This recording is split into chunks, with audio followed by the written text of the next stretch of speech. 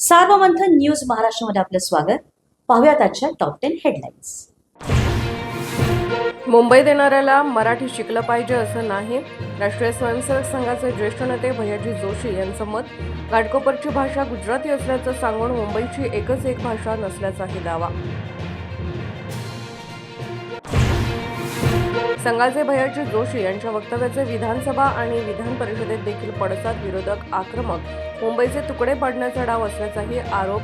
जोशींवरती गुन्हा दाखल करण्याची मागणी. मराठी ही महाराष्ट्राची राजभाषा, मुंबईची भाषा मराठी नाही असं म्हणणं हा राजद्रोह. खासदार संजय राऊत यांचं वक्तव्य. भैयाजींनी संपूर्ण महाराष्ट्राचा अवमान केल्याचा दावा.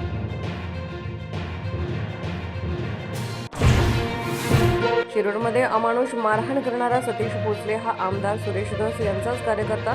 धस यांची कबुली. पोलिसांना कारवाईच्या सूचना दिल्याची धस यांची माहिती.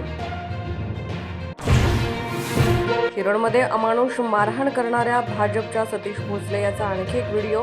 अंजली दमाण याकडून पोस्ट. सतीश भोसलेकडे असलेली पैशाची बंडल कुणाची? दमानिये यांचा सवाल. सरपंच संतोष देशमुख यांच्या हत्येतला फरार आरोपी कृष्णा आंधळेचा खून झाला असावा. सामाजिक न्यायमंत्री संजय शिरसाट यांची भीती. कृष्णा पोलिसांना सापडत नसल्याची ही माहिती.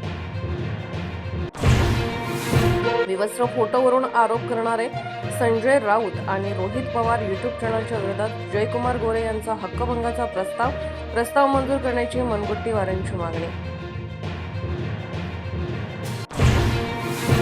जलसंपदा विभागामध्ये मोहित कंबोज यांचा प्रचंड हस्तक्षेप.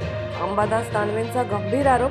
जलसंपदा सचिव दीपक कपूर कंबोजला विचारल्याशिवाय कोणतंच काम करत नसल्याचा दानवेंचा दावा. विधानसभा निवडणुकीच्या आधी शेतकऱ्यांना झिरो बिल तर निवडणूक झाल्यावरती बाकीसह वीज बिल. ठाकरेंचे आमदार कैलास पाटील यांचा वीज बिलासह सरकारी आश्वासनांचा पंचनामा.